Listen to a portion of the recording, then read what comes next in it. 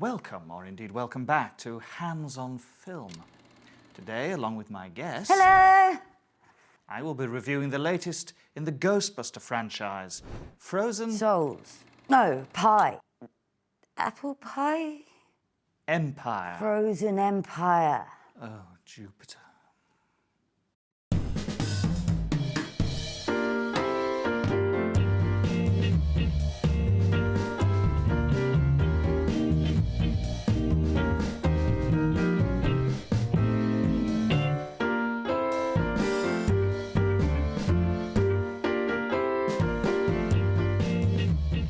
You all know by now, I'm sure, my guest. Happy? Hello. You already said hello. So, you two went to the cinema again? Evidently. Evidently. Okay, great. Let's go straight into the synopsis. I like the green blob. The film starts with some firefighters in New York, 1904, breaking into a room to find a load of people frozen. That was New York. Yes? Well, where's the rest of the film set? New York! There was someone dressed in gold in the room. Yes, I know. And a small ball. And a small ball. We are now back in present day. In New York. Ant-Man and Egon Spengler's daughter have moved to... What happened to Egon? He died. Oh, no. How do you know Egon? I watched the first Ghostbusters. Really? I wasn't born on the streets, you know. May I get on with the synopsis? Synopsis of what? Ghostbusters! The first one. You remember us going to watch the new one? Yes. When was that? A couple of weeks ago. You know, maybe we should review that one. Excellent idea. May I continue? Yes. Please do. At this rate, they'll have released another one before we finish. Well, let's hope not. Okay, so, the Spengler family and... Who is... Shut Shut up. Have moved to New York with Ant-Man. They live in the firehouse. Ray lives in a junk shop with a child. A child? Is there an echo in the room? Echo. Winston now runs a research lab. Researching what? Ghosts, of course. Happy, please. Israel is slow enough at the best of times without you helping him. The Spengler family And Ant-Man. smash up New York, searching for some sort of gutter worm. They catch it, but the mayor, who was previously some sort of groundskeeper in the first film, is mad, so they sack the girl. Can we review the original Ghostbusters? If I say yes, will you shut up? Yes. Then yes. Okay. Good. Can we please get on with this Yeah. review? Without further interruption? No. I mean, yes. I mean, without interruptions. So, there is some reoccurring nonsense about Ant-Man trying to be a father figure or something. The Spengler girl meets a female ghost and they become friends. Or the ghost of a female. What? The ghost of a female. I'm not sure ghosts can actually be female. Ben, do you want me to finish this synopsis? Yes. Well, Sorry, I'll be quiet. some guy named Nadim goes into Ray's shop with a box of junk. Now, I know I've seen him in something, but I can't think what. I know what you mean. The small ball from earlier is in the box.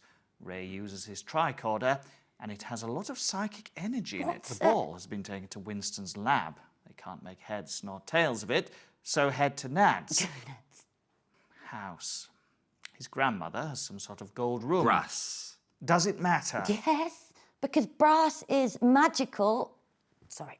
Brass is magical. It doesn't matter. So Bill Murray pokes Nads and finds he is a magical fire demon.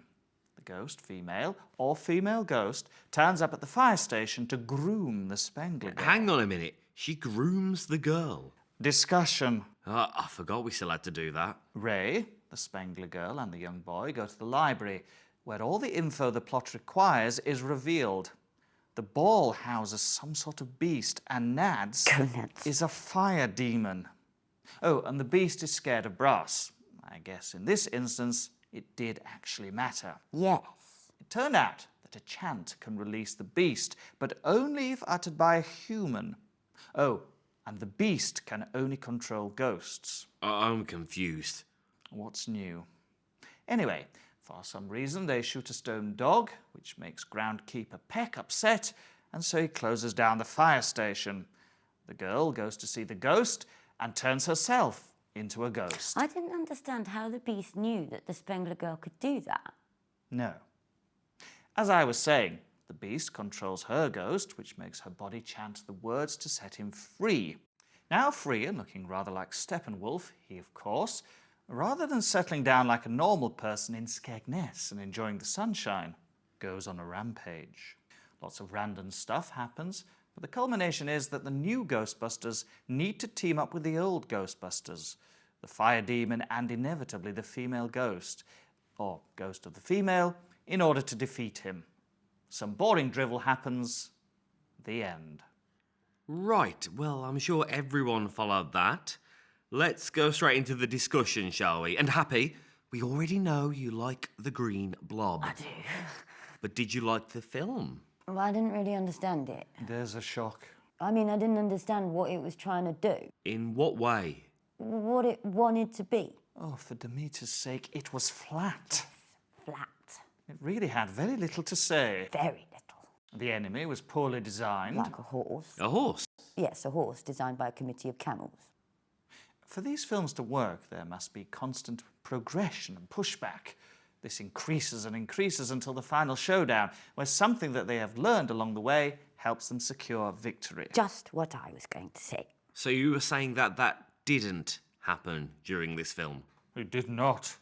Okay, any interesting talking points coming from it? Any other thoughts? Not about the green blob. Oh, then no. Well, just leave it to me then. Okay. It seems that they were more interested in cramming in all the original characters than developing the new ones, which make it messy.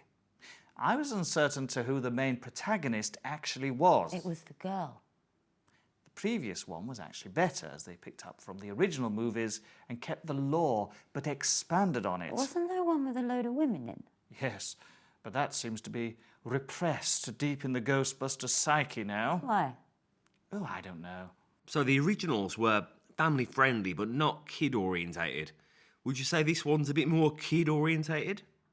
Ben, why do you keep asking such asinine questions? They are not asinine. I'm just trying to keep things moving along. Well, you've done a sterling job at that. You're telling me. Anything else? Well, as I mentioned, there was grooming of an underage girl by an older person in a young body, just like we were talking about last time. Last time? Oh, it wasn't you, was it? Well, who were you talking to? Never mind. Well, I might know. Unlikely. But I know a lot of people.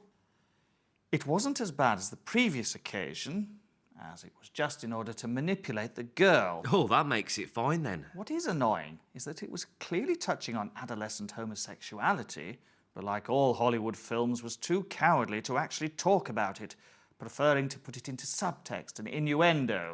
Don't. It was actually a poignant comment. Maybe we should just leave it there and move on to the conclusion. I like Bill Murray. Yes, we all do. I think my conclusion is sadly the same after watching all the subsequent Ghostbuster films. None have ever come close to the genius of the original, and unfortunately, it is difficult to see them ever doing so again, unless they decide to be incredibly brave. Like making all of them women. No, actually brave, like in a story sense. Okay, and we're clear. Thank you both. Buried deep in your usual insanity, I think there were some tiny nuggets of insight. Chicken nuggets. No.